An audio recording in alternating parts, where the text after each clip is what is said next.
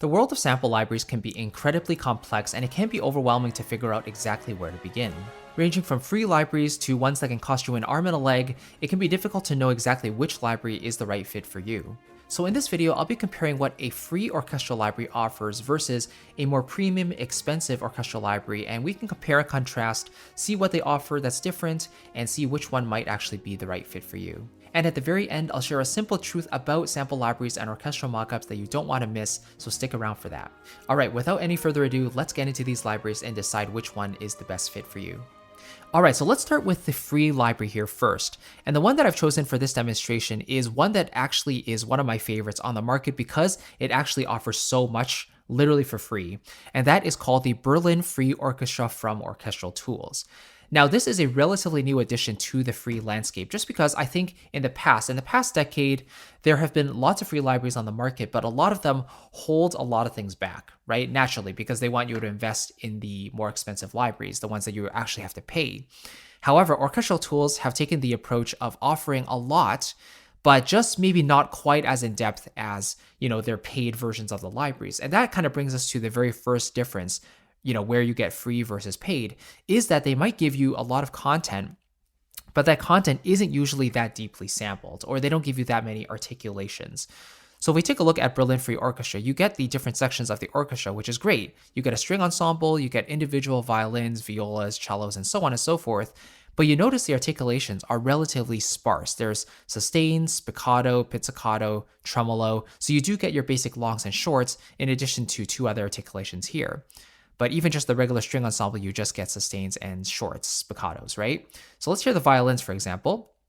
Come over here to the mixer window, make sure violins are soloed, and this is what the sustains sound like.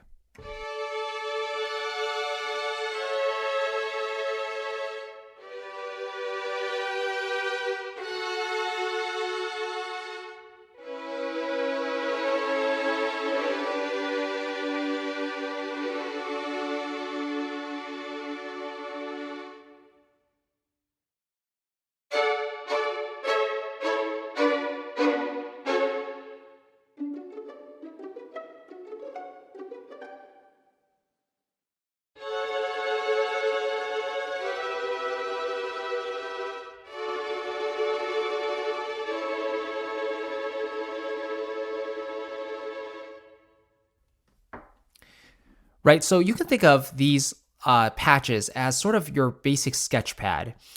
In order to create phrases, usually we would need a combination of long notes or sustains and short notes, right? Because there are times when you want to write things that are more lyrical, like with longer lines, maybe with connected notes, and then sometimes when you want more exciting things with short notes, dun dun dun dun dun dun, it's going to sound a lot more exciting than da da da da da da, right? It's completely different vibes.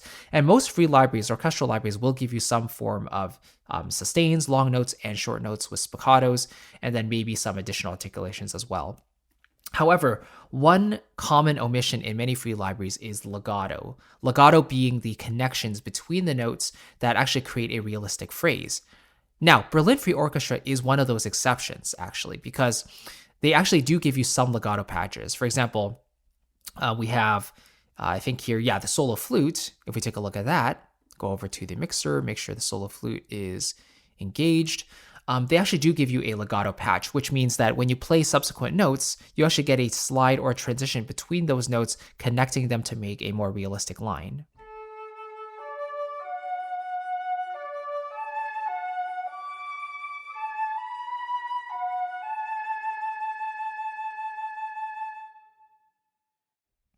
Right, so these legato patches tend to be monophonic, meaning you can only play one note at a time, and when you play another note, the first note will lift off, and there's a connection, a legato transition connecting both of those notes, so it feels like that real player is actually going from one note to another.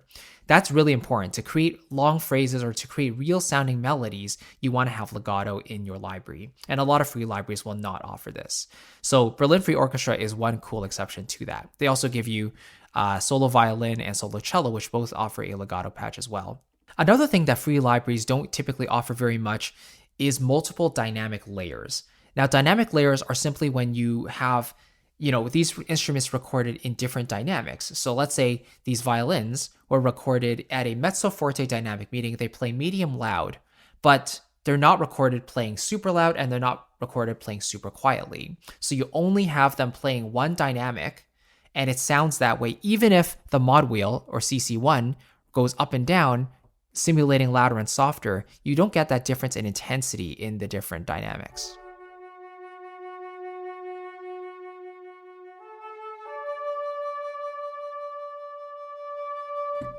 Right, so here in the flute, you can hear that it's basically one dynamic layer. It's playing one note, but that note isn't going between softer and louder in terms of the intensity. It's more so the absolute volume itself is changing softer, louder, so on and so forth.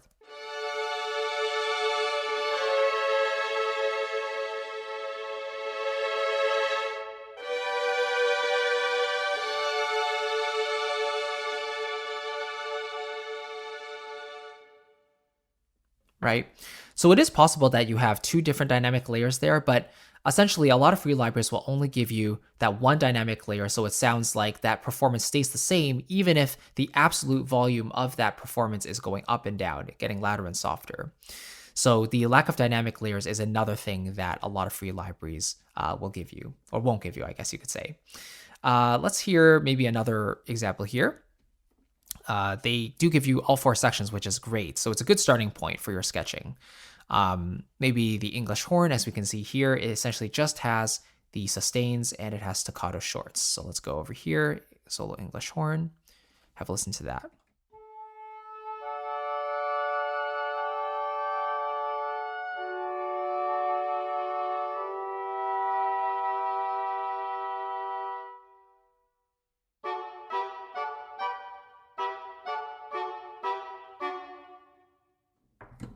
Right, so again, no legato, basically one dynamic for the sustains. It sounds like the shorts also give you that nice alternative, right? That short style. But aside from that, you don't really get tremolos, you don't get any flutter tongue or, runs or anything like that. It really is just the longs and the shorts. Staying with the French horns, let's have a listen to those as well. This is, so A4 just means there are four French horns playing at the same time.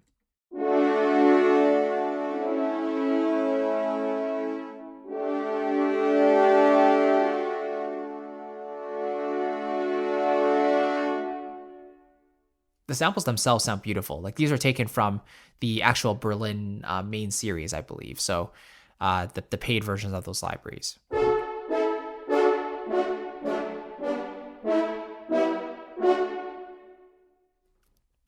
Right, and then let's have a listen to the solo trumpet here as well.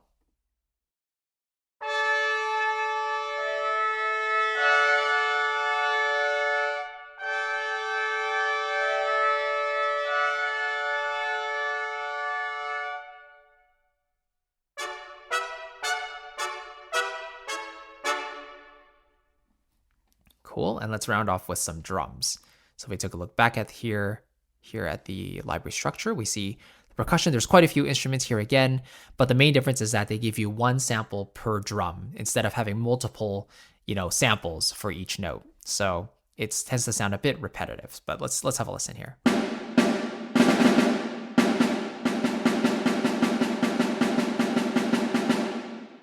You hear how it basically sounds like there's 1 to 2 different samples for that snare drum. So if you want to repeat that snare over and over and you want that variety in the sound, a lot of these free libraries won't give you round robins either, which means, again, it's that one sample, but recorded over and over and over again.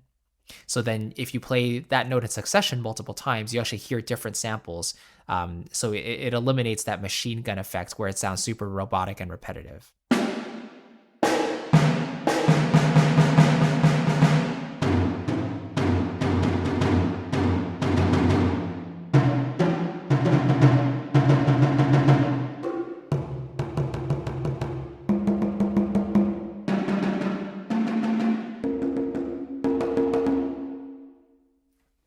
Right. So Berlin Free Orchestra, again, is one of those libraries that actually gives you almost the complete orchestra.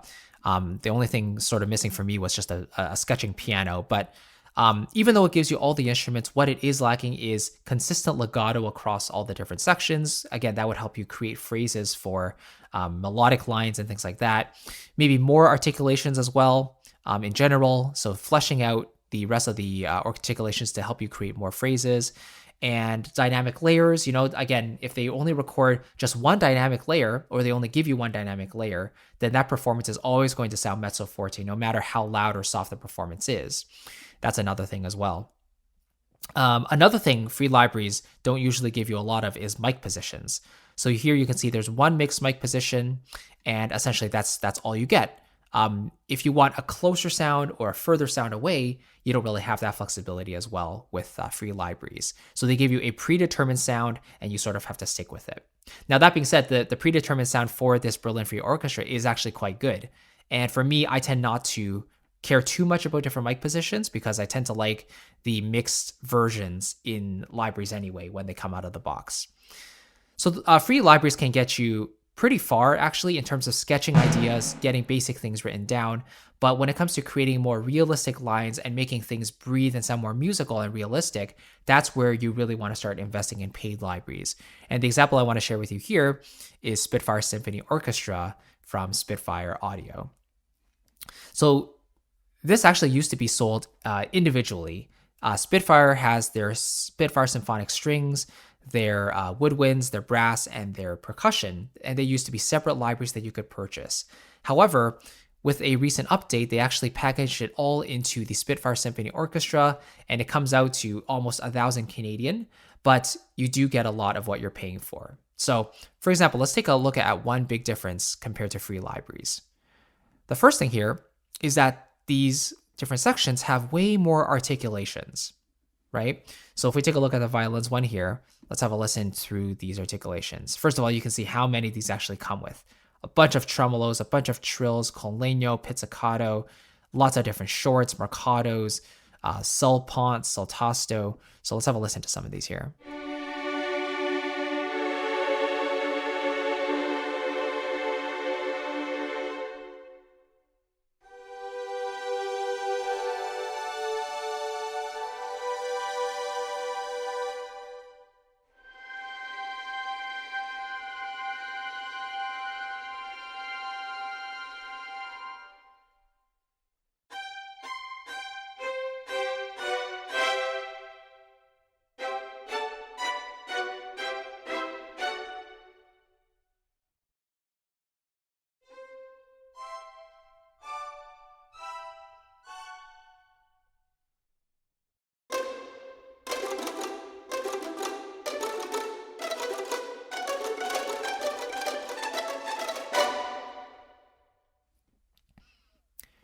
Right, so we won't go through every single articulation here, but you can see how already, just by hearing those first few, it gives you such variety that you don't get in a free library.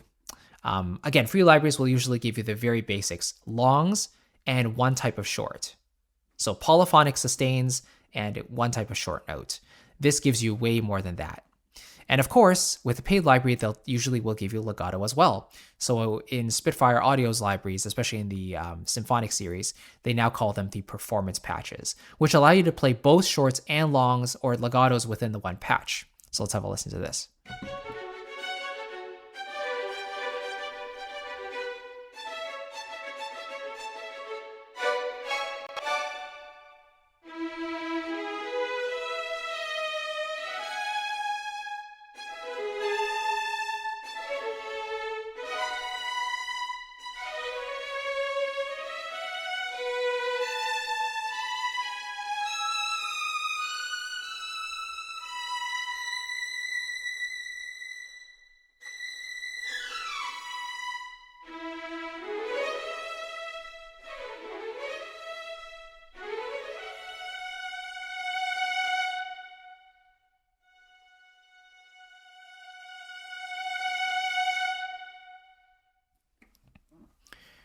Right, so at first I was playing a bunch of short notes, and then I kind of played some legato passages, and you can hear how it sounds more melodic because you have those transitions actually between the notes. And then finally I sort of played, a note going from the very bottom of the wheel all the way to the top, and you can hear that variance in dynamic. It actually sounds like they're playing softly, and then it pushes up, and it gets more intense to the very top, and actually you can actually feel that intensity rising in the player's performance as well. So it's just a lot more flexibility essentially. And we also talked about mic positions, how with free libraries, they only give you like one mic position. Here you can see with Spitfire Symphony Orchestra, or at least for the strings, you have 5 different ones here. You have the tree mic, which is on by default. You can get a closer sound by using the close mic, ambience and outriggers for a more roomy sound. And then there's also a leader microphone, which is sort of right up against the instrumentalist, which is cool to see too.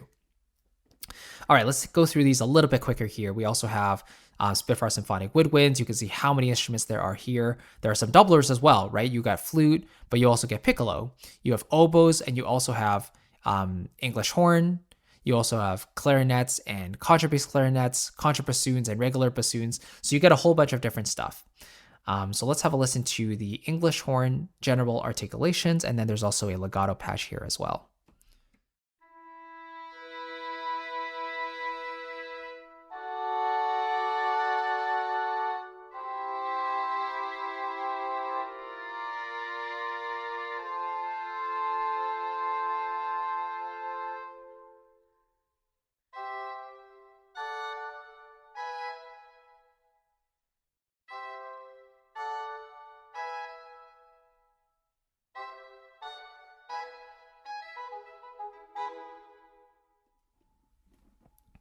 And then again, for performance patches, they have the different shorts mapped onto the keyboard. And so you press really quickly and let go really quickly. They activate staccato or shorter samples. And then when you connect the notes together and play more sustained, it activates legato.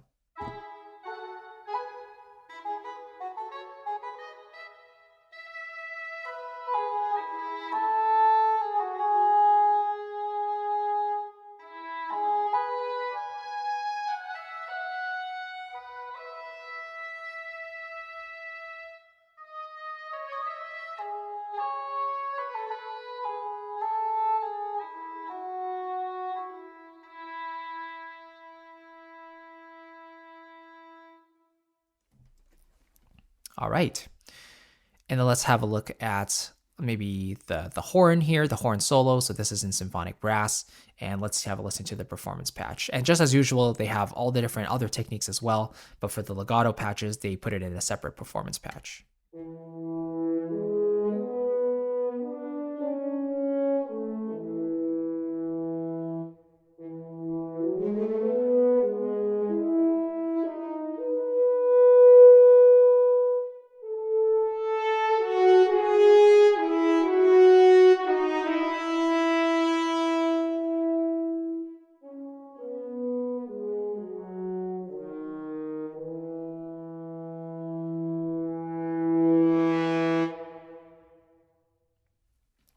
Right, so that's a clear example of how you get different multiple dynamic layers in the horn, in the brass here. So at the top of the mod wheel, you hear it getting brassier and more harsh, whereas at the very bottom, it's a more mellow, warm sound. Whereas in a free library like Berlin Free Orchestra, you would get a sort of maybe middle of the road dynamic, a single dynamic layer, and it just feels a little bit less flexible in that regard. So you would need to upgrade to the full version of, let's say, Berlin Brass from Orchestral Tools to get all those different dynamics. Let's have a listen here to the percussion. So symphonic percussion, and they have all the just different ensembles, including piano, harps, celeste, crotales, and all that stuff there with multiple dynamics and samples per note. So...